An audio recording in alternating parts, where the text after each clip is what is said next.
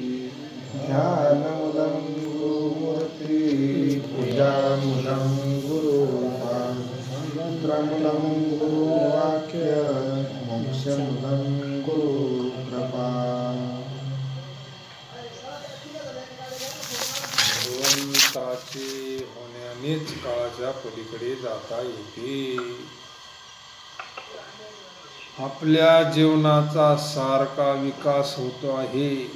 म्हणून आपण आज जेथे आहोत त्याच्या मागे काल होतो आणि आज जेथे आहोत त्याच्या पुढे उद्या आपण जाऊ. काळाचं चक्र सारखं चालू आहे नाही का. हे जरी खरे तरी आज आपण जे करायला पाहिजे तर ते न केले तर एखाद्या वेळी उद्या मागे जाण्याचा प्रसंग आपल्यावर येईल. पुढचा जन्म हा आजच्या जन्मातून निर्माण होतो. तेव्हा आपण आज चांगले असलो तर अंते मती सा गती, शेवटी जशी गती असन तसा पुढचा जन्म मिळतो असं शास्त्राचं म्हणणं आहे. अंतकालेच मामूळ स्मरण मुक्त आकडे. आता चांगलं पेरलं पुढं चांगलं हे गं. आता जे आपण खातोय मागच्या वर्षाचं खातोय ना, तेव्हा आपण का असं आपण एवढं देवदेव करतोय, एवढं हात बळतोय म्हणले तरी काय अजून त्रास होतोची, दुःख होतोची नाही का. असं प्रत्येकाचंच घराणं असतं. परंतु हे आपलं जे केले कर्म झाले त्याची भोग आली. असं मागचं जे कर्म आहे संचित क्रियामान प्रारंभ हे प्रत्येकाचं साठलेलं असतं गोडाऊनमध्ये. थोडं थोडं जसं आपण दळण काढितो ना तसं हे संचित कर्म ज्या वेळेस भोगतो आपण त्यालाच प्रारब्ध म्हणतात, त्यालाच क्रियाला आलं तर क्रियामान म्हणतात. मग आता ते पडलेलं आहे गोडाऊनमध्ये, अनंत जन्माचं कर्म तयार झालेलं आहे. चांगलं असन वाईट असन, चांगल्या कर्माचं फळ सुख आणि वाईट कर्माचं फळ दुःख. हे होतच असतं जीवनात, ते होणार नाही का. ते नाही का पंचदशी लिहिले ते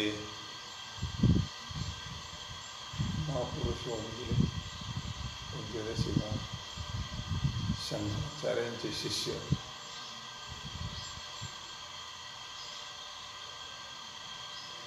त्याने भरपूर उपासना केली देवीची. त्यांना अशी इच्छा होती आपल्याला लय पैसा मिळावा. गरिबी होती लहानपणी. त्यांचं नाव आठवणा मला. पंचदशी नावाचा ग्रंथ लिहिला त्यांनी. शंकराचार्यांच्याच परंपरेतले महापुरुष आहेत.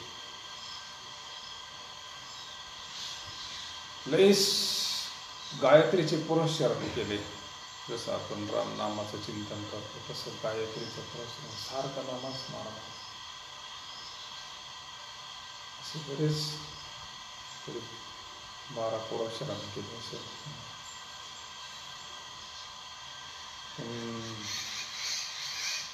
त्यांना काय देवी प्रसन्न झाली नाही, पैसे भेटले नाही. असं वाटायचं लय पैसा मिळावा बाबा, काही दारिद्र्य दुःख जगात पाहिलं. त्याने मग पैशाची देवता म्हणजे लक्ष्मी.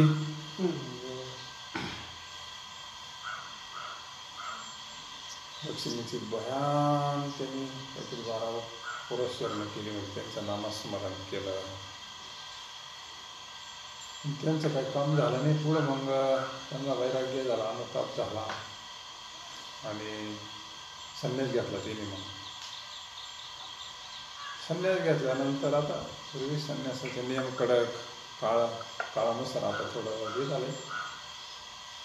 संन्यासीचं फार जीवन हे असतं, अग्नीसारखं जीवन असतं, फार वैराग्य. संन्यास म्हणजे वैराग्य, कडकडीत वैराग्य. त्याचं जीवन म्हणजे आपल्या देहाला सुद्धा तो काहीतरी समजत असतो. कसं कडकडीत वैराग्य झालं. नंतर मग त्यांना पुढं मग थोडं धर्माचं कार्य करत असताना मग ती प्रसन्न झाली त्याला. मग म्हणजे आता तो म्हणला आता मी संन्यास घेतला, आता मला त्याला स्पर्श सुद्धा करायचा नाही म्हणले. आता काय म्हणले, ज्यावेळेस मला गरज होती प्रसन्न नाही झाली म्हणले, माझं फुकट केलं म्हणजे सगळं नाही म्हणले. काळा परमार्थामध्ये केलेलं काहीच व्हायला जात नसतं म्हणजे, तुझं काहीच एक व्यवसाय सुद्धा परमार्थात व्हायला जात नाही. नाम घेता वाया गेला असं तुम्हाला ऐकायला सुद्धा मिळणार नाही महाराज म्हणतात. आणि मग त्याला म्हणले मागं पाय.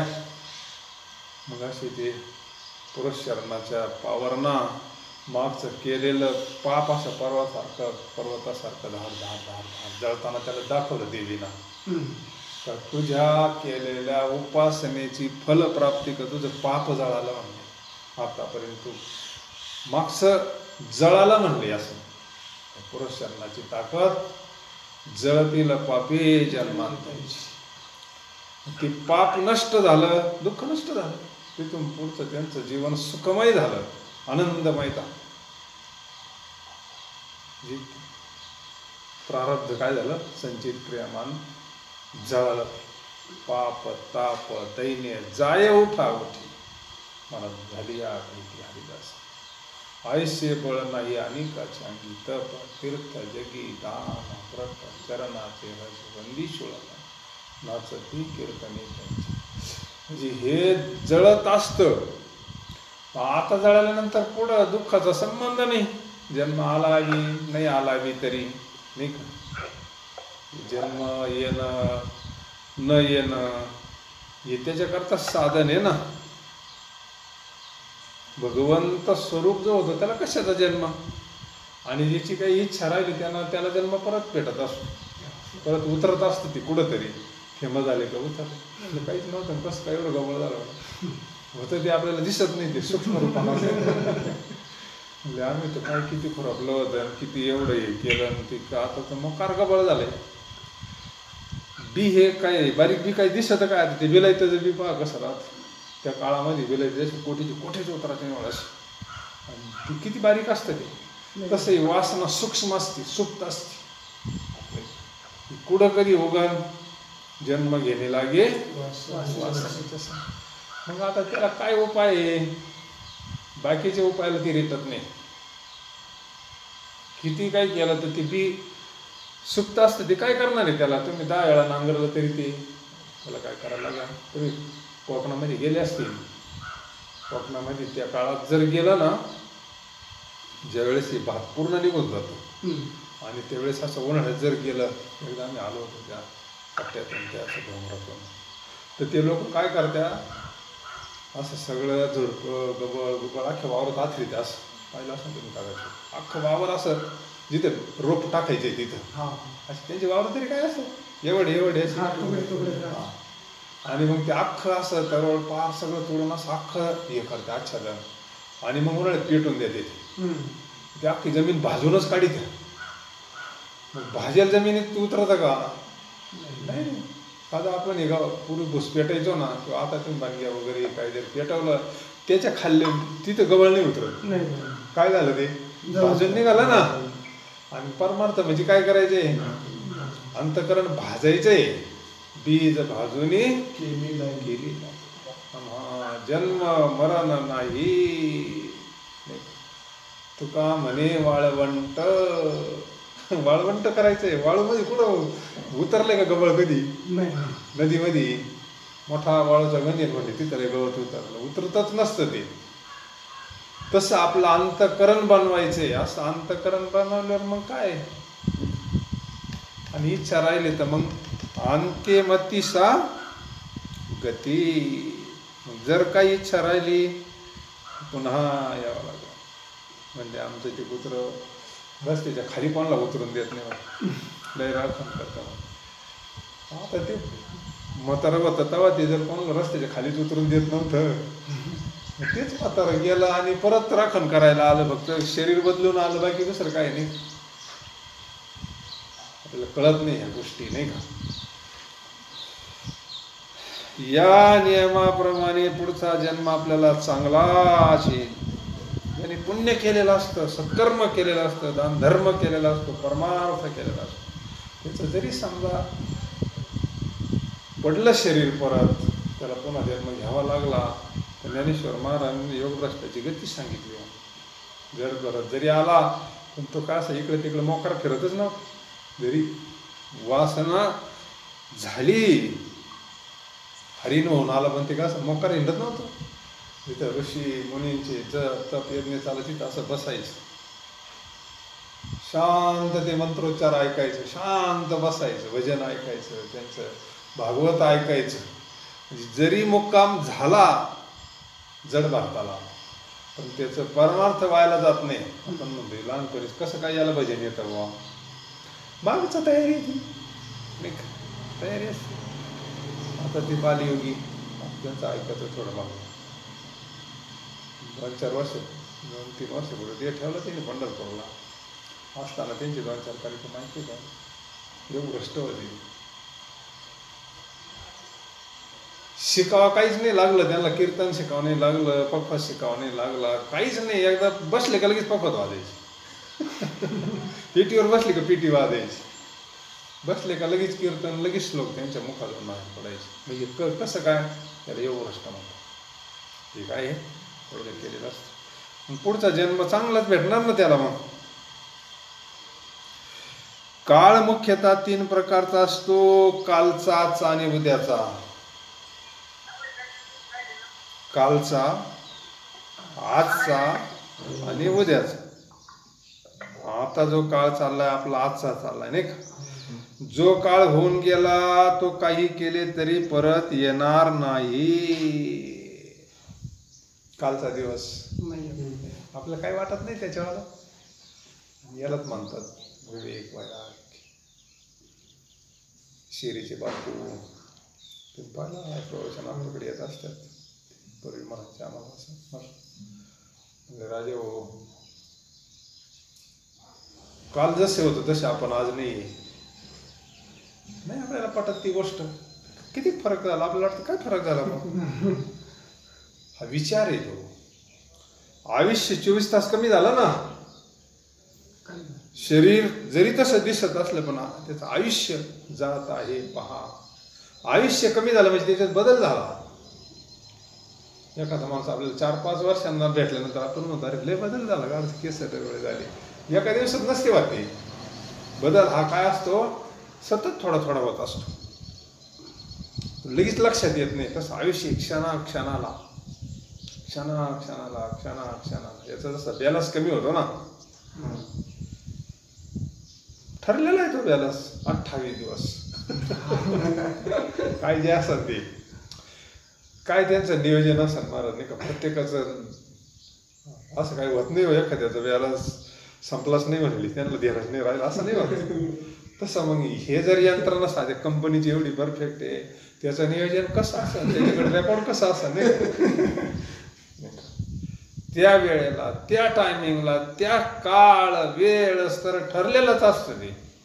त्या टायमिंगला ती मंडळी तिथं हजरच असतात, न्यायलाच मग यायला असते. का आयुष्य सरलं नाही, एकदा जावं लागत असतं. फार मोलाचं आयुष्य आहे. विचार कुठे आहे आपल्या ठिकाणी, नाही का. विचार जर ज्यांना झाला महाराज त्याने आयुष्य व्हायला नाही घालवलं. आपलं आयुष्य थोडा बॅलन्स असा, काम मोठा असा, मग तो किती जपून वापरतो, नाही का. तो बोगस भरडीनच काय कामापुरतं बोलन असं निरोप सांगा मोबाईल पण. तसं आपल्याला ज्याला कळालंय ना 1 तास उरला खटवांगरायशी, मग तो काय 1 तास कसा, आता काय करायचं 1 तासामध्ये आपल्याला कल्याण काय होईल बुवा. दुसऱ्या साधनानं होणारच नाही. योग या विचार दुसऱ्या साधनानं हा भगवंताची शरणागती, भगवंताचं चिंतनाला जर बसलं तर 1 तासात सुद्धा कल्याण होऊ शकतं. त्याच्या स्मरणात गेल्यावर कल्याणच आहे ना. त्याच्या स्मरणात गेल्यानंतर कल्याणच. हरिमुखी म्हणा, हरिमुखी म्हणा, पुण्याची गणना कोण. पण त्याला विवेक पाहिजे, विचार पाहिजे. म्हणून जो काळ होऊन गेला तो काही केले तरी परत येणार नाही.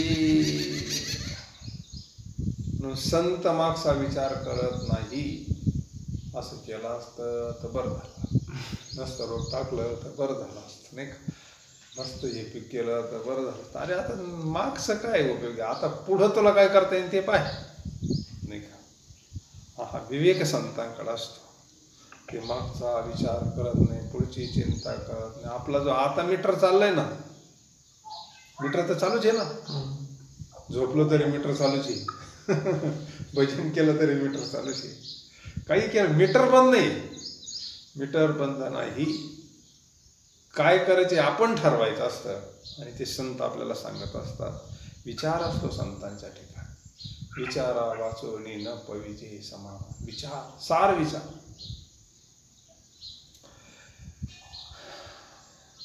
म्हणून त्याची काळजी करू नये. एखाद्याची कोणी गेले तर आपण त्याला असे सांगतो की अरे एकदा गोष्ट होऊन गेली, आता काय त्याची, नाही का. पण त्याला समजून सांगत असतो, बाबा गेलं ते गेलं, नाही का. आत्मा मरत नाही. एकदा घडायचं ते घडून गेलं. आता काय रडत ते म्हणले, आता सेवा करा. नाही का. आता काय रडत ते म्हणले, नाही का.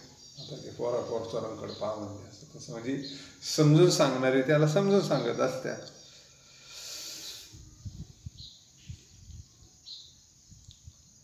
अरे एकदा गोष्ट होऊन गेली, आता काय त्याची, आता दुःख न करणे हेच बरे, नाही का.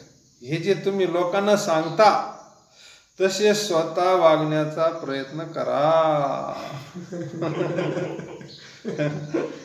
दुसऱ्याला सांगायचं लई सोपं असतं, नाही का. दुसऱ्याला सांगायला काय नुसतं सांगायचं, पण करून सांगायचं अवघड असतं. तसे संतांनी केले आणि मग सांगितले, नाही का. संतांचं जीवनच असं असतं ना, स्वतः त्याच्यातून पार पडलेले असतात आणि मग जगाला सांगतात. सांगतो तुम्हाशी भाजारे विठ्ठला, नाही तरी गेला जन्म वाया. जन्म वायाला गेलेले आपले, नाही का.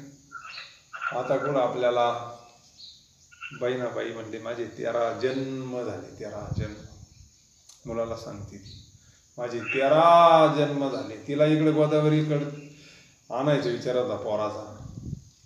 गोदावरीच्या पवित्र काठावर येऊन आईला समाधी द्यावं. तिनं सांगितलं एवढा वेळच नाही म्हणले, आता मला तिथपर्यंत जाऊ शकत नाही म्हणले. मी तिला कळालं होतं आता शरीर ठेवायचे. तिला कळालं होतं आता आयुष्य तेवढं शिल्लक नाही राहिलं म्हणले. बाळा गोदावरीपर्यंत मी नाही थांबू शकत म्हणले. आता तेवढी श्वास नाही माझ्याकडे शिल्लक, इथं शरीर ठेवायचं शेवटी. शरीराचं महत्व कळतं, जन्म कळतात या मंडळींना. कशाची शक्ती आहे तरी शरीर ठेवायचं. आयुष्य संपलं मग शरीर कसं ठेवायचं, नाही का. हे महापुरुष गोंदवलेकर महाराजांनी अगोदरच सांगितलं होतं. अमुक अमुक दिवशी अमुक अमुक टायमाला मी जाणारे म्हणले. जवळच्या मंडळीने सांगितलं होतं. वेळ सांगावा. काय साधूचं जीवन असतं, नाही का. सहज जाणं. आणि हे महाराज भगवंताच्या सेवेनं हे कळत असतं. आज हे जे तुम्ही लोकांना सांगता ते स्वतः वागण्याचा प्रयत्न करा. मागे होऊन गेल्याची विवेकाने विस्मृती पाडता येते. विवेक महत्वाचा आहे, विचार महत्वाचा आहे. जरी आपल्याकडून काही चूक घडली असेल, काही घडलं असं, काय जे झालं असं, पण विवेक प्राप्त झाला तर मागचं काय होत असतं त्याचं विस्मरण करता येतं. किती वाऱ्याकडून पाप झालं पण त्याला विवेक प्राप्त झाला ना, संत भेटले ना, मागचं झालं गेलं सोडून दे म्हणले. बाबा श्रीपाद बाबांकडे असे लोक अशी गिऱ्हाईक आणून बसवायची. उतरली का मग त्याला आंघोळ बिंघोळ घालून आणायची, बाबाला माग घालायची. बाबा म्हणायचे अरे साधूचं काय आहे नाही का, तो खाऊन खाऊन किती खाला असं म्हणले, पिऊन पिऊन किती एखादा डंपर प्याला असं, एखादा टँकर प्याला असं म्हणले, पण वाल्या इतका तर काय तो मर्डर केले नाही ना, करून करून किती मर्डर केले असे म्हणले. असे लई लोक नीट करत बाबाने. राहिलेलं आयुष्य बाकी तुला चिंतन करावं लागलं, तुझं जीवन हमखास चांगलं होईल. असे किती करावे असे लोक कीर्तनकार प्रवचन करून टाकते बाबा नाही का, विचार असतो संतांकडे. तसे पुढे काय होणार हे माहीत नसल्यामुळे त्याची काळजी करू नये. याचे आपले कर्तव्य आपण केल्यानंतर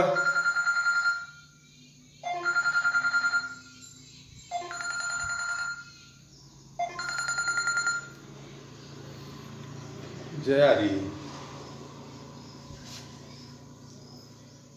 काय नाही बसले मंदिरात. हा हा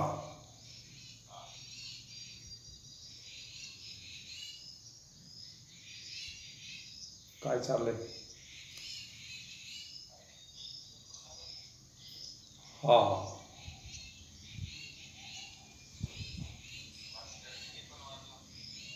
अरे बापरे, कधी. हा ते त्याला चावलं झालं. हा हा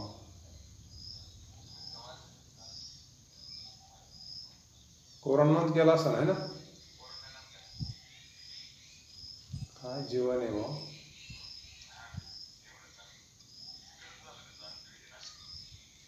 अरे बापरे,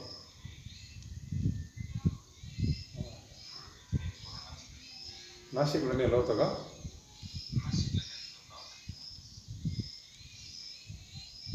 काय आपल्या प्राणप्रतिष्ठेच्या टायमाला तो म्हणला होता, तर मध्यंतरी आला नव्हता ना 1-2 वर्ष. तस पूर्वी यायचा कार्यक्रमाला, पण मला आता रामगिरी महाराजांमुळं आलता ना. सगळं पाहिलं. तो म्हणला काय राव म्हणले, मला तुम्ही बोलले नाही म्हणले, एवढं मोठं काम म्हणले मला तुम्ही म्हणायचं ना म्हणले, मी काहीतरी केलं असतं ना, माझी इच्छा असे कामाला म्हणले, मी काहीतरी सहकार्य केलं असतं ना स्वतःहून म्हणला तो. म्हणजे त्याचं वेगळंच होतं जरा. असतात लोक पण त्याचं भेटला ना तो लय प्रेमाना. नाही नाही नाही आता काय तो मला सीताराम पाटलाच्या वर्ष श्राद्धाच्या टायमाला भेटल्यानंतर भेटच नाही काही परत. इथं नानाच्या इथं आला होता आता मध्ये आहे ना, तर नाना गेले तेव्हा आला. नेमकं आमची तिथं भेट झाली, मग बराच वेळ बोलत बसलो, त्याच्यावर नाही झाली वाटतं भेट. चांगला माणूस गेला काल झाला नाही का. इलाज नाही त्याला आता. आली देवाजीच्या मना. ते काय आयुष्यामध्ये जेवढं सत्कर्म पुण्यकर्म काय भगवंताची सेवा घडली असेल तीच एवढं काय. म्हणजे लोक किरकोळ समजते, पण काही अवघडच आहे कोरोनाचं. तसं कसं आहे ते आपल्याला जोपर्यंत जवळ चटका बसत नाही तोपर्यंत काय त्या गोष्टीचा माणूस विचार नाही करीत. पण सोपं नाही तसं ते. हा ना, तरुण माणूस आणि फार पथ्य पाणी जीवन हे राहिलेलं ना.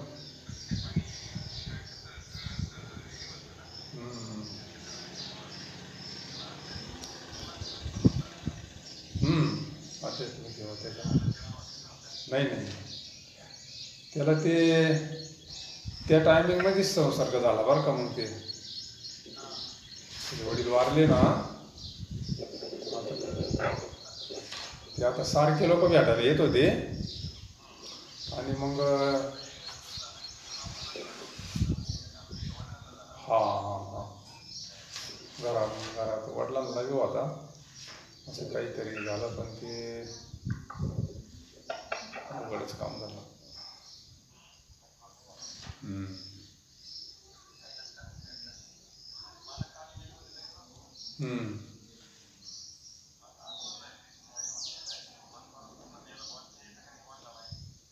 नाही ना, आता जायचं मस्त ठरलं होतं, पण परिस्थिती असल्यामुळं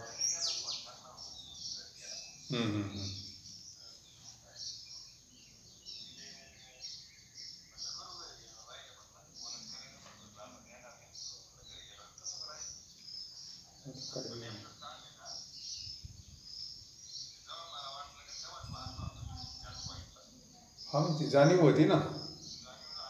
हा, यातून जाणीव होत असती स्मरणाची. हा,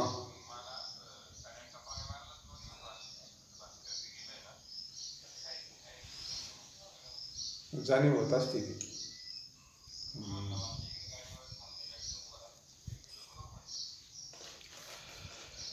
काही इलाज नाही आता त्याला. निवांत झाली मारता एका चक्कर. नाही तरी आता याच्या काळात कुठं जाणं योग्यच नाही आता.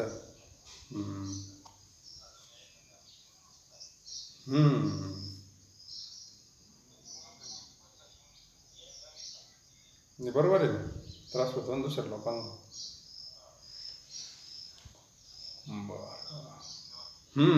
चालेल. हा, आपला तोच विषय चालू होता नेमका ना.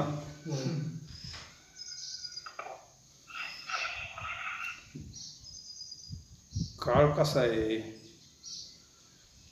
क्षणाक्षणा घडोघडी काळ वाढले याची पायी अजून किती आहे अवकाश. म्हणजे काळ आपली वाट पाहतोय. काळ काय नेतो नेमकं. शरीर तर इथंच पडेल असतं. आता त्या रामायणामध्ये किती भगवंतानं स्वतः सांगितलं ना, वाली नेमकं कोणता, वालीचं नेमकं स्वरूप काय, तो त्या समोरच पडेल म्हणजे नाही का.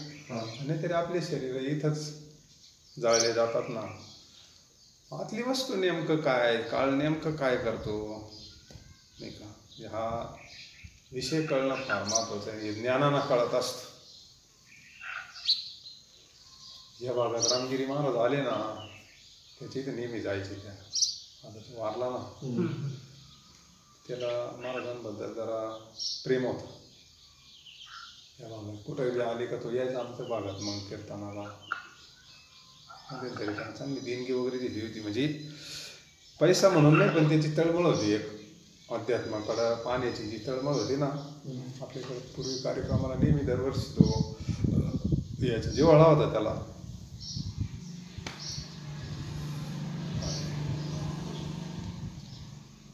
पुढे काय होणार हे माहीत नसल्यामुळे किती जीव प्रपंचामध्ये नाही का, किती व्याप वाढून ठेवितो. आपलं आता आयुष्य सरलं का सगळं जागेवरच राहत आहे ना. पण हे वैराग्य नेहमी राहत नाही ना आपल्याकडं. असे आता जवळ चटका बसल्यावर कसा माणूस सावध होतो.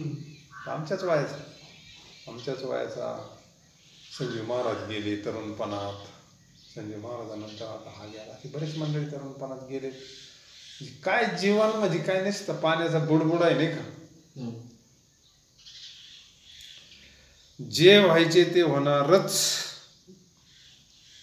कसं आहे, त्याच्याकरता परमार्थाची निश्चय होणं महत्वाचं आहे. आपण आपलं जे मूळ स्वरूप आहे हे मरणार नाही, अमर आहे. पण हे अनुभवानं तयार झालं पाहिजे का आपण देवाचे आहेत. आपलं स्वरूप अमर आहे. हे साधन आहे आणि ह्या साधनांनाच ते साधत, अन्यथा साधत नाही. फक्त एवढे मनुष्य शरीरातच ज्ञान होत असतं. ते दुसऱ्या शरीराच्या इतर येणीच्या ठया विचारूच नाही. त्याच्याकरताच मनुष्य शरीर दिलंय देवानं आपल्याला. दुसऱ्या शरीरात ज्ञान होत नाही. याच देही घडे देवाचे ह्याच शरीरात संत भेटतील, शास्त्र कळण, मुक्त होईल, जीवन मुक्त अवस्था प्राप्त झाली पाहिजे. इतकंच असं भगवंताची सेवा घडली पाहिजे. अनुग्रहाच्या चिंतनानं अंतःकरण पहिलं शुद्ध होतं, निर्मळ होतं अंतःकरण. फार कशी जमीन असू द्या तुमची, फार स्वच्छ करता येते जर ठरवलं शेतकऱ्यांना. कशी असू द्या पार, तो पार अशी बनितो दिला ना अरे सोनं उगन याच्यामध्ये. तसं अंतःकरण पवित्र करता येतं. बाकीच्या साधनांना लय काळ जातो, जन्माची जन्म जातो. तर तुम्ही त्याच्यातून आले, आम्ही त्याच्यातून आलो. बाकीच्या साधनाचा पॉवर वेगळा आणि ह्या शक्ती ही काय आहे? अनुग्रह एक शक्ती आहे, फार दिव्य शक्ती आहे. हिच्यामध्ये अशी शक्ती अंतःकरणही शुद्ध करते आणि ज्ञानही प्राप्त करून देते. बाकीच्या साधनांना फक्त शुद्धी होती. इथं काय आहे? हे डबल काम आहे.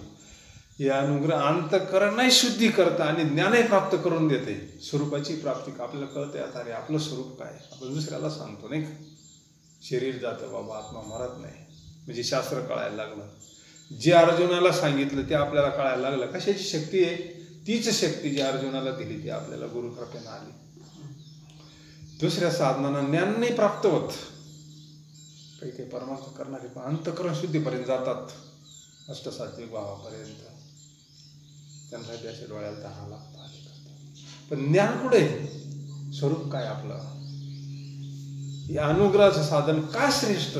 का त्याला राजविद्या म्हणतात? का त्याला सगळ्यात वर बसवलं अध्यात्मविद्येच्या? कारण ते काय करतं? आपलं अंतःकरणही पवित्र करतं आणि आपल्या अंतःकरणात बोध निर्माण करतं का तू आपण निजबोध रूप आहोत. मी वासुदेव तत्वधार. हो, पण काय देवाचे लेख आहे. देवाचं स्वरूप हे अमर आहे, सच्चिदानंद आहे आणि तेच आपलं स्वरूप आहे. हे ज्यावेळेस आपल्याला अनुभवानं कळन त्यावेळेस आपलं सुद्धा मरण माझे शरीर ठेवायचं ना. आता शरीर ठेवायचं. आता शरीर हे आपलं स्वरूप नाही, शरीर आपलं आहे. शरीर गाडी आपली, स्वरूप आपला आत्मा आहे. आणि त्या आत्मस्वरूपाचं आयुष्यभर म्हणजे भगवंताचा आत्मादेवी एक आहे. आत्मा आत्माच देवांचा देवी, तोच नारायण आहे, तोच यत्र योगेश्वर कृष्ण आहे, तोच पांडुरंग आहे. आत्मा हा विठ्ठल आहे. हे ज्यावेळेस आपल्याला कळन त्यावेळेस मग आपण त्याची सेवा करून अंत पवित्र करून आणि त्या चिंतनाला मग आपलं दुःख नष्ट होईल, पाप नष्ट होईल, अंतःकरण पवित्र होईल आणि मग आतून आनंद निर्माण होईल. आतून आला पाहिजे. सुखी आतून येत असतं, बाहेरून नसतं येत. आपला भ्रम झालाय. याचे इतके पैसे झाल्यावर आपण सुखी हो, हा भ्रम जीवाचा जात नाही. हा जाण्याकरता ज्या वेळेस आपलं अंतःकरण असं पवित्र होऊन ज्यावेळेस सुख घडो घडी वाढ, सुखाचा आतून नसता असा उकळ्या फुटतील, कंठी प्रेम नयनी हृदय प्रगट. मग आपल्याला कळत चुकून अरे सुख तर इथं दंड ठेवली भलं मोठं गठोडं बांधून द्यावाचं आणि आपण कुठं भटकत होतो नाही का? काय भ्रांती झाली आपल्याला. किती जन्म आपण गणित नाही राहत. आता किती फिरलो माहिती नाही, किती संतांनी आपण लिहून ठेवले.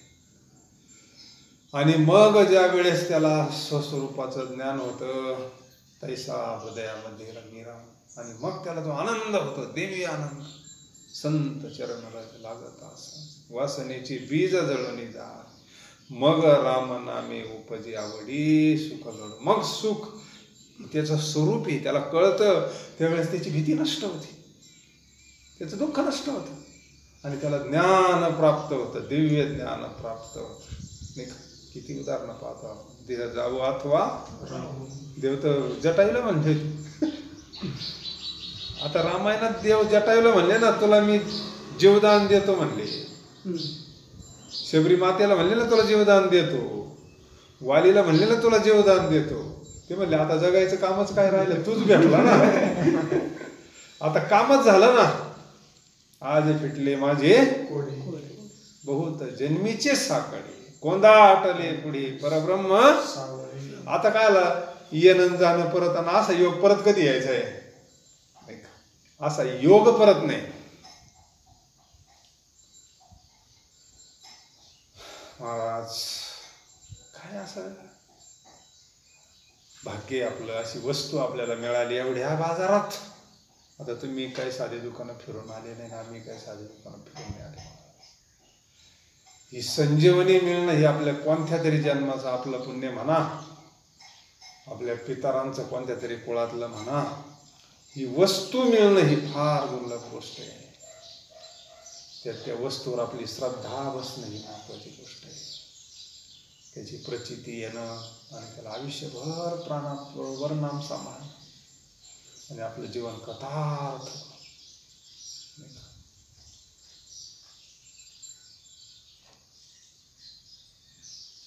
आपलं जीवन कृतार्थ झालं का नाही आपल्यालाच कळत असतं. पोट भरलेलं आपल्याला कळतं का नाही.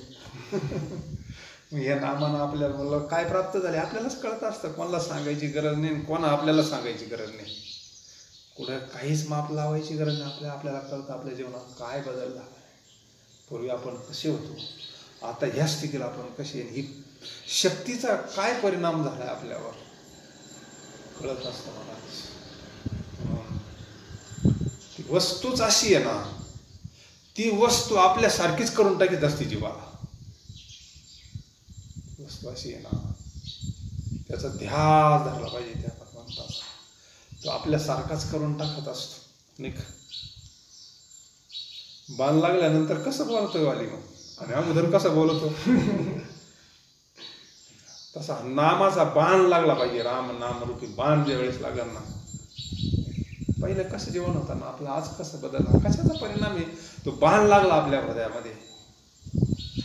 आज जो आपल्यात बदल झाला, आपण इथं 10-5 मिनिटं जे स्थिर बसलोय, ही परिणाम कशाचा आहे. पूर्वी कुठं चित्त बसून देत होत, काय ताकद आहे त्याची बसायची, काय टप्परी बसायची, इतकं शांत नाही. हे चित्त स्थिर शांत झाल्याशिवाय हे डबडं बसू शकत नाही महाराज, नाही का. म्हणून देवाची कृपा आहे आपल्यावर, संतांची कृपा आहे. ज्याचं चित्त स्थिर झालं ना त्याच्यावर खरी देवाची कृपा आहे, नाही का. आता कुठे धावी, आता कुठं धावत ती, आता काय धावायला त्याला, नाही का. अशी स्थिती व्हावं, शांत व्हावं, इतकं नामस्मरण करावं, इतकं नामस्मरण करावं. जेवल्यानंतर माणूस असा तृप्त होतो ना, आपाप डोळे झाकत त्याची. तसं चिंतन कर म्हणायची गरजच नाही पडली पाहिजे त्याच्यावर. महाराज असं जर गावातून काकडा करायचा, आम्ही उभं राहून काकडा बसून काय सांग 2-2.5 तास कंटिन्यू असं तिथून आलं ना, असा थकवा यायचा. आणि मग देवपूजा ना असं बसला का नाही म्हणलं तरी आपाप डोळे झाकत, आपाप तसं मन डोळे झाकत नाही, पण याचा परिणाम होतो. म्हणजे भजनाचा, सत्संगाचा, चिंतनाचा, सेवा आहे ती एक वाणीनं केलेली भगवंताची सेवा आहे. सप्ताहात जर 7 दिवस भजन केलं, ऐकलं ना 7 दिवस, ते वातावरण तसं असतं, नाही का. सारखं त्या आघाताना असं त्या वृत्ती अशा हनून हनून हनून हनून हनून त्या भगवंताला आणि मूळ चिंतनाला बसायचं, आपोआप मन स्थिर होतं. तसं हे सतत भजनाना, सतत नामस्मरणाना, सतत या सत्संगाना वृत्ती अंतर्मुख होत असतात. ज्यावेळेस अंतर्मुख वळली जाती ती वृत्ती, सन्मुख होती नामाला, त्यावेळेस तो आनंद भेटतो, अन्यथा नाही भेटत. तिचं थोबड बाहेर असले तिला भेटणंच कसं काय तो आनंद. सगळी इंद्रिय अंतर्मुख झाली पाहिजे. त्याला मग ही जगाची आस सोडावं लागते, मानाची आस सोडावं लागते, मोठ्या मानाची आस सोडायची. नाही तर आम्हाला आंघोळ केलं का गावात पाहिजे, कारण ती वळण लागेल ना.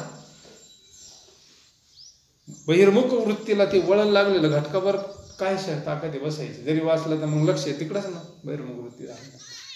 सगळ्याला आस सोडावं लागते, सगळ्यावर, नाही का. तिला अंजली ज्यावेळेस दिली जाते त्यावेळेस फक्त मग तो माझा भावा, तो अंतिम ध्येय एकदा कळाला ना, नाही आता नाही, आता आपलं पहिलं काम करून घ्यायचं.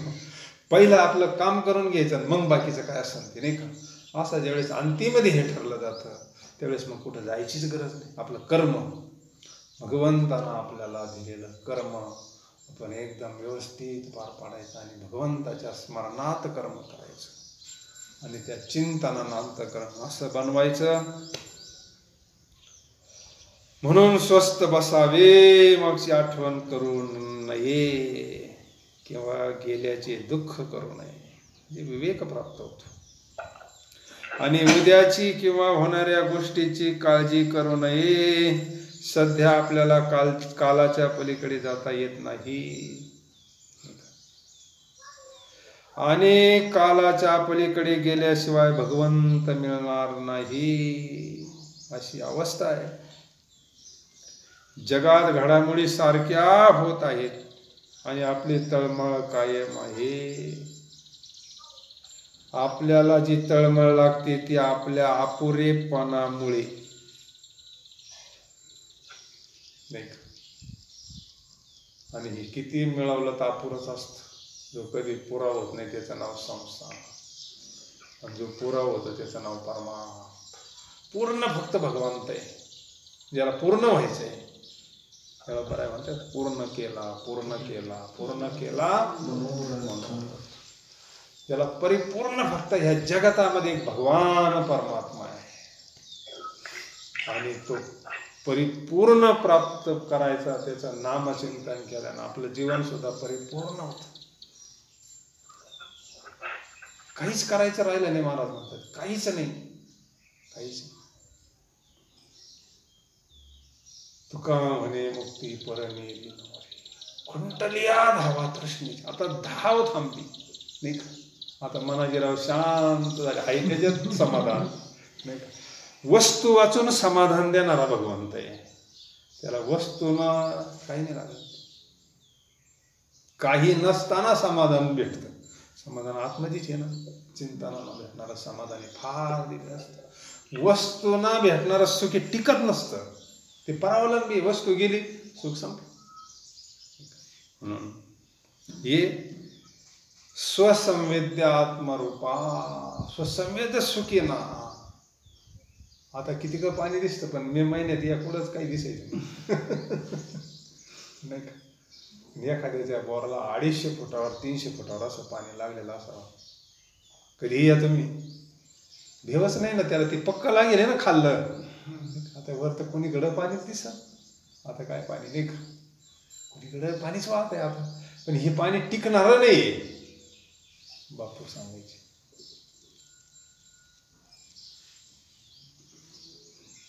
बरेचसे लोक सुरुवातीला टिकतात आणि नंतर म्हणतात बाबा साधन सोडून दिलं कसं विषय. खास साधन सुटलं विषय म्हणजे देव पाणी लागत येईल सुरुवातीला लागत. तुमच्याकडे काय म्हणते काय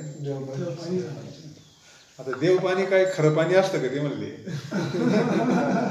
पण त्याच्यातच उड्या हाणते ते म्हणते राजे देव पाणी पक्क पाणी लय खाली, अजून तुला अजून लय तोडावं लागन काळापाशी, अजून तुला खाली जावं लागन नाही का. बरं ते खाली जायचं कसं सोपं आहे का, त्याला फायरिंग घ्यावं लागत. म्हणजे पक्क्या पाण्याला लागूच तर ते कामच करावं लागत आहे नाही का. त्याला साधना चिंतन भजन सतत चालू ठेवलं पाहिजे.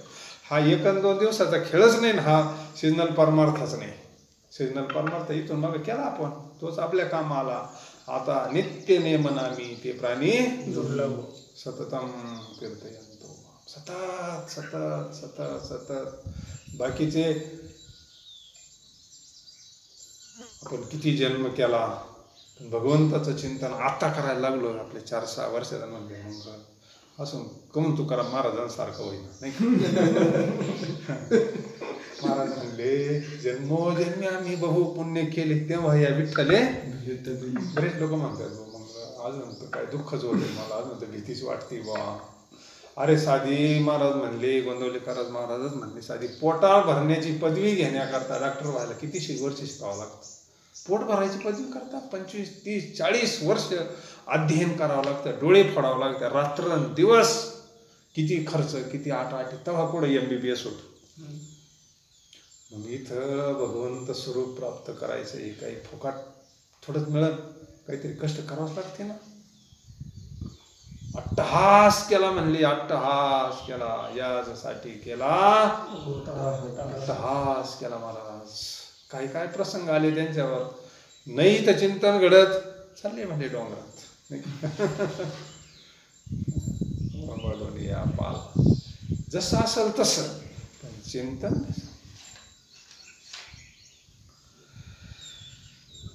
तळमळ कायम आपल्याला जी तळमळ लागते ती आपल्या अपुरेपणामुळे अपूर्णतेपणे लागते. कोणी मनुष्य जन्माला आला की भगवंताला आनंद होतो. कुणी असू दे, कुठं जन्माला आला का देवाला आनंद होतो का? कारण सत्य स्वरूप प्रत्येकाला कळावी अशी भगवंताची इच्छा आहे. त्याला असं वाटतं याला माझं स्वरूप कळावं, कारण त्याची लेकरं आहे ना सगळी. देवाला आनंद होतो. एखाद्या घरात लई दिवसातून एखादा मुलगा झाल्यानंतर जशा परिवाराला आनंद होतो, तसं भगवंताला आनंद होतो का हे सगळे माझे, याला माझं सत्य स्वरूप कळावं. सत्य सत्य सत्य महाभारत जर पाहिलं, देवाचा सारखा तोच तडाखा सत्य मी म्हणजे. अरे मी आलोच त्याच्याकरता, म्हणजे धर्माच्या रक्षणा करता, तर भगवंत नाही सत्य नाही सोडलं. कारण सत्य, सत्याची प्राप्ती म्हणजे देवाची प्राप्ती. माझ्या सत्यवादाचे तर ज्ञानेश्वर महाराज वाचा केले बहुकल्प. कल्प काय म्हणतात? तयाचे हे महाद्वीप पातलो प्रभू. ज्ञानेश्वरीजी बाहेर आली, कशाचा परिणाम आहे? एवढी ज्ञानेश्वरी बाहेर येणं म्हणजे सोपं आहे का? किती वर्षाचा आत तो एक ओळी पाठवाय ना आणि पाठ नाही त्यांचा स्वसंवेद्य बाहेर पडलं. ही शक्ती कशाची म्हणले?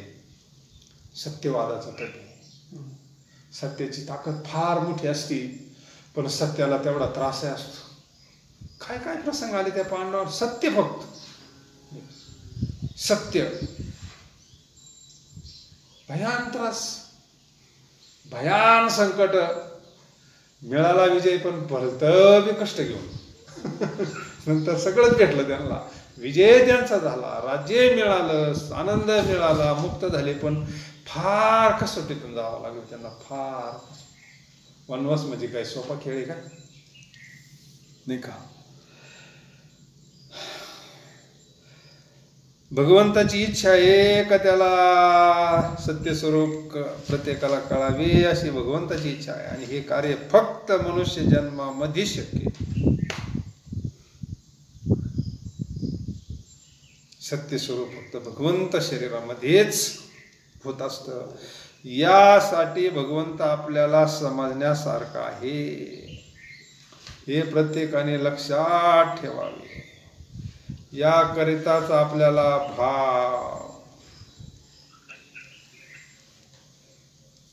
भाव तयार झाला पाहिजे. भाव महत्वाचा आहे. पूजा करताना पांडुरंग प्रत्यक्ष त्याची मी आरती करतोय असा भाव तयार होण्याकरताच आपली एवढी मोडकी तिडकी सेवा झालेली. भाव, नामदेवाचा भाव आता तो काही नुसतं निवद दाखवायला नव्हता आला, नाही का? ती लहान पोरग आपलं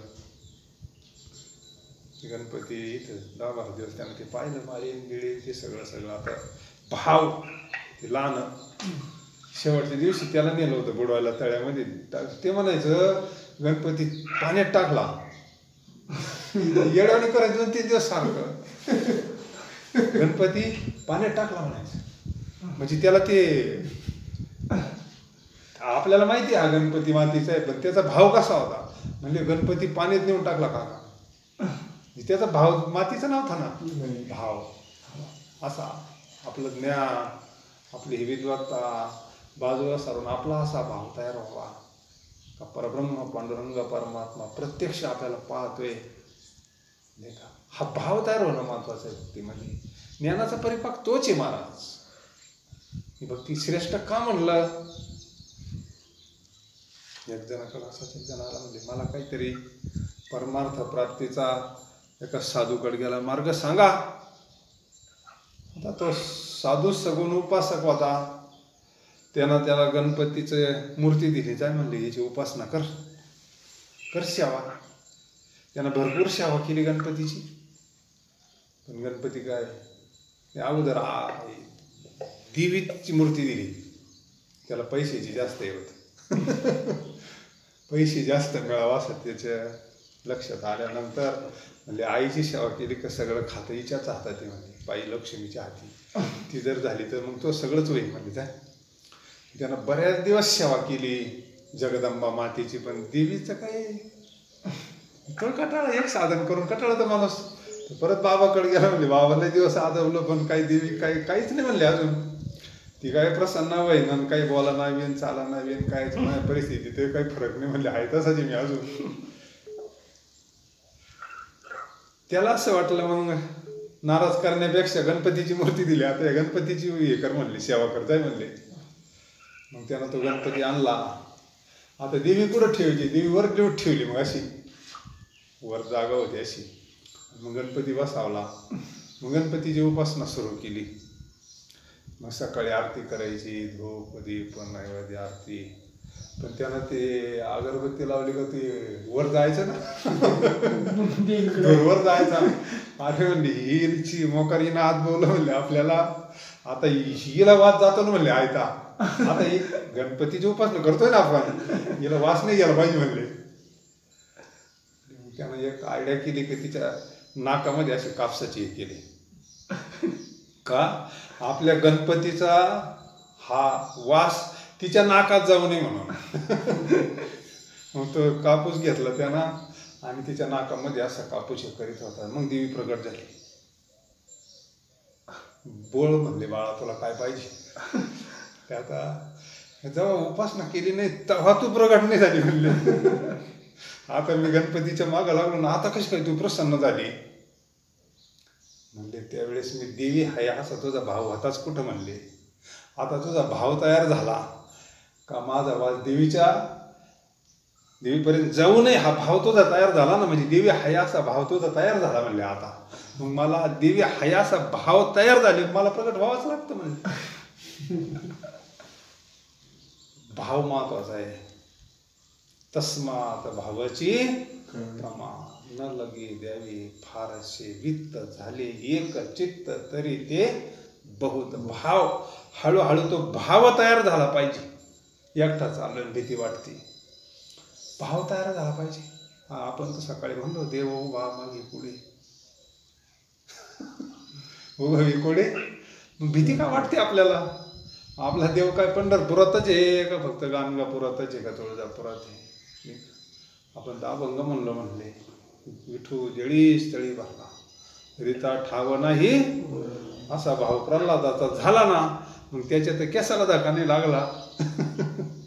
मग आपल्याला भीती का वाटते, तर भाव अजून तयार झाला नाही. तसा म्हणतो आपण परोक्ष ज्ञान आपल्याला झालंय. तेच परोक्ष ज्ञान ज्यावेळेस त्या दिवशी आपल्याला अपरोक्ष होईल त्या दिवशी आपल्याला सुद्धा भीती वाटणार नाही, आपल्याला सुद्धा काळजी वाटणार नाही. तो का म्हणे घालून तयावर भाव हा संसार हे अनुभवानाच घडत असतं, हे म्हणून नसतं घडत. म्हणून काय थोडंच पोट भरत असतं काय. त्याला काय करावं लागेल, भगवंताच्या नामस्मरणाची गोष्ट प्राप्त होत असती. अन्यथा ते ज्ञान शब्द ज्ञान असतं. शब्द ज्ञान आज जगातामध्ये कमी नाही. इथं बटन दाबलं तुम्ही जगातले कोणतंही आहे ज्ञान ऐकू शकतात. किती कीर्तनकार, किती व्याख्यान करणारे कमी नाही. प्रत्यक्ष ज्यानं अनुभव घेतला आहे तो आपल्या जीवनात भेटावा, ही खरी देवाची कृपा आहे. ते म्हणले माझा पांडुरंगच मला भेटला. आपणची देव काय भाव असेल महाराजांचा. मानियाला स्वप्नेगुरूचा उपदेश काय भाव आहे महाराज नाही का. काय पाहिजे इतका भाव तयार झाल्यानंतर. देव का लांब आहे, देव सदा जवळ. तो कधी कुठं जातच नसतो. पहिला काय आपल्या हृदयात नव्हता, सर्वत्र नव्हता, आपल्याला अनुभव नव्हता. आज तो संतांच्या कृपेनं काय झाला, सिद्ध झाला. म्हणून यासाठी भगवंत आपल्याला समजण्यासारखा हे प्रत्येकाने लक्षात ठेवण्याकरता आपल्याला भाव, इच्छा, तळमळ, प्रपंचात जेवढी तळमळ आहे तेवढी भगवंत प्राप्ती करता पाहिजे. तेवढी जरी असली तर भरपूर आहे. महाराज इकडे तेवढी तळमळ आहे आपली नाही का. गाईना इतकं दूध द्यावा, आजारी पडली का तो 10 वेळा डॉक्टरला फोन करतो. माणूस पडला तर नाही एवढा करेल का, हे लगेच बंद पडत आहे ना. तळमळ नाही का. एका दिवशी दूध जर घरी राहिलं तर करमत नाही. 20 लिटर दूध केवढेच झालं नाही. कालच आमच्याकडे एक जण नेमकं मी इथं ज्ञानेश्वरी वाचित होतो. म्हटलं आता कोण काय परमार्थ करतं, कोण काय करतं, आपण निदान एखादा अध्याय वाचावा. ते अध्याय कालचं नेमकं मोठंच नाही का संपताच संपना जण एक जण आला होता नेमकं गावात. त्याची बरीच बाजरी उडवली आपल्या शेजारी. तळमळ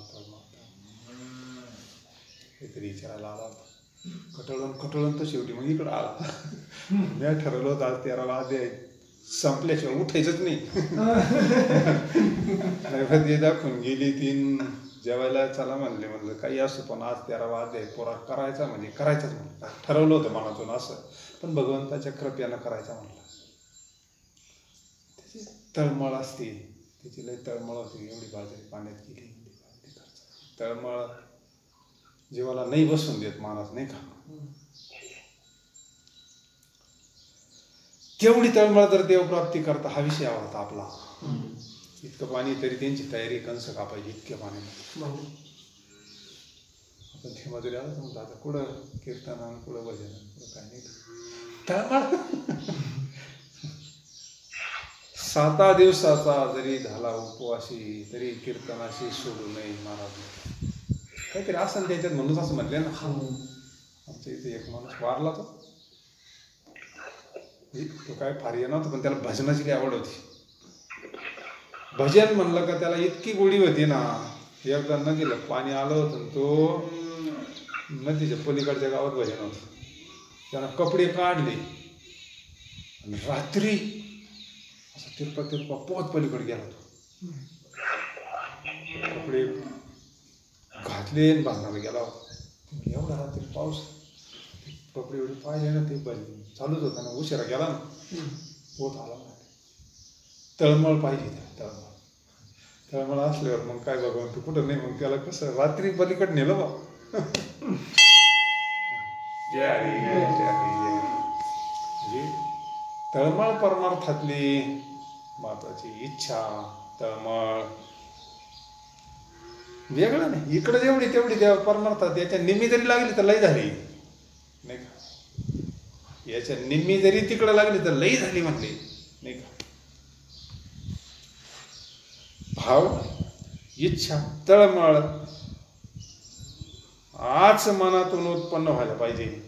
आणि ही तळमळ संतांची भगवंत प्राप्तीची निर्माण झाली, नाही का. ते म्हणले तो माझा व्हावा, मला देव भेटावा, देवाचं दर्शन व्हावं. कुणी म्हणे मला संत भेटावं. अशी तळमळ, उत्कंठा, यालाच काय म्हणतात,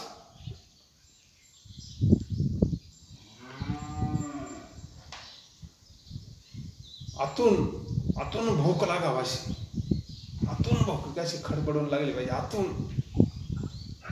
आतून ज्या वेळेस भूक लागते ना, काही मी उद्धार पावे, काय कृपा करील नारायण, आयशे सांगा तुम्ही संत करा समाधान चित्त. अशी ज्याला तळमळ लागली तो कुठे ते विचारतो कोणा तरी जाऊन, ऐसे सांगा तुम्ही संत करा समाधान चित्त माझे, कैये खंड येईल कर्म. अरे हे जन्म मरणाचा बाद कशाने होईल, माझ चित्त समाधान कशाला होईल. काय पारुषेतील धर्माधर्म, कसं याने कळेल हे वर्म. काय निळोबांचं जीवन पाहिलं नाही, काय तळमळ असं. जो महात्मा अन्न पाण्याचा त्याग करून तुकाराम किती म्हणले 42 दिवस काला म्हणतात तळमळ. मग त्याला यावं लागलं ना, प्रत्यक्ष आला ना तो, नाही का. आपल्याला थोडी जरी असली तर निश्चित आपल्याला एक दिवस तो पुष्कळ चांगला स्वयंपाक केला आणि मीठ घालायचे राहिले तर काय उपयोग.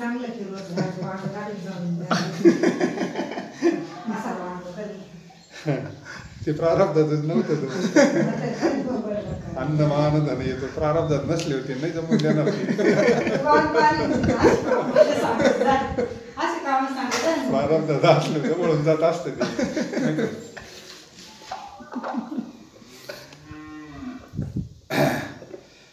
आणि मीठ घालायचे राहिले तर काय उपयोग? भाव जर जुजा ठेवला तर भजन चांगले झाले असे कसे म्हणावे, नाही का? भावे विन देव न कळी निसंदेह. भाव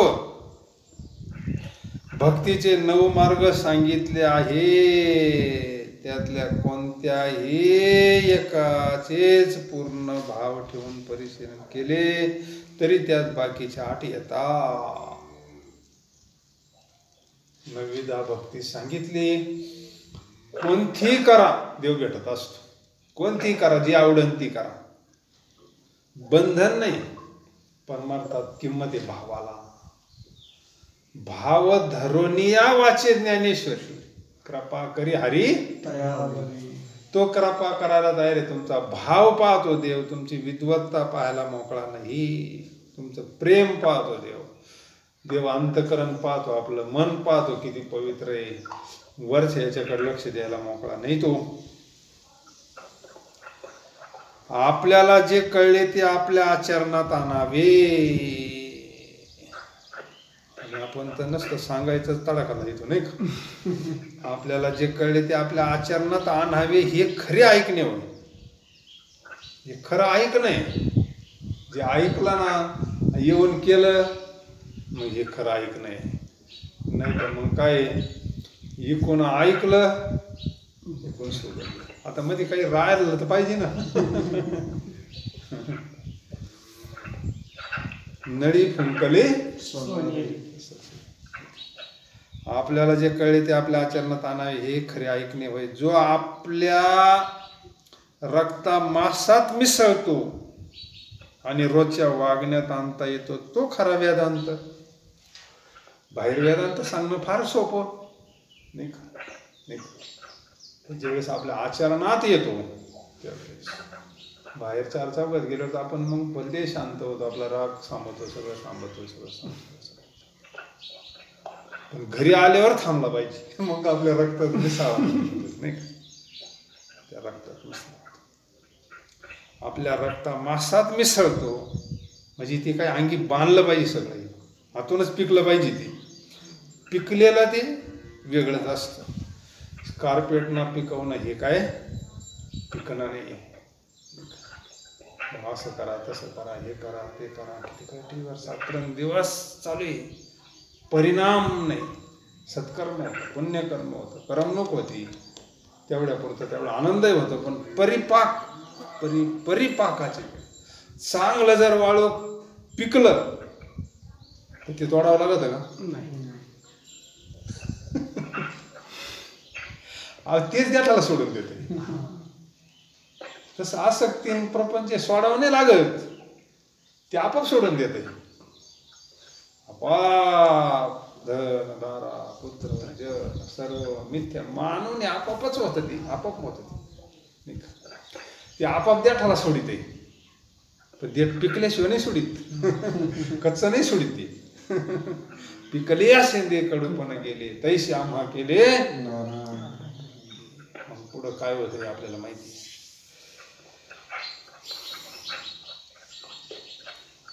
आणि रोजच्या वागण्यात आणता येतो तोच खरा वेदांत. आणि आपल्या कर्तव्यामध्ये भगवंताचे स्मरण ठेवणे हेच सर्व वेदांताचे सारे. जागेवर आणून ठेवलं आपल्याला. परत आपल्याला काळाच्या पलीकडे जाता येत. काय आपल्या कर्तव्यामध्ये भगवंताचे स्मरण, हे खरं वर्म आहे. आपण कर्मयोगी आहोत, कर्मी शुभा जावा.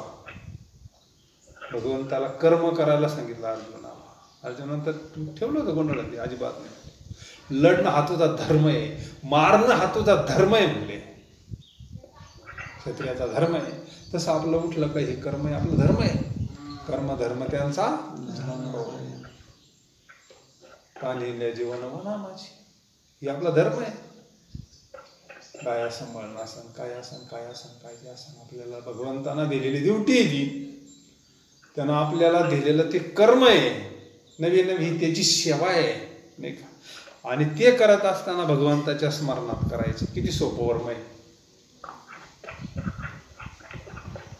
हे. वर्म ज्या दिवशी आपल्याला कळण, देवदेव करणं म्हणजे नेमकं काय, देवदेव करणं म्हणजे नुसतं हिंडणं नाही, देवदेव करणं म्हणजे निव्वळ भजन करणं नाही, देवदेव करणं म्हणजे नुसतं तीर्थयात्रा करणंही नाही. ते ट्रेनिंग आहे. तेवढा काळ काय ते सत्संग आहे का जेणेकरून त्यांना घरी सतत त्या स्थितीत राहावं, इथूनच देऊ नये. नाही तर मग ते पुन्हा पेटायचं म्हणलं लय अवघड.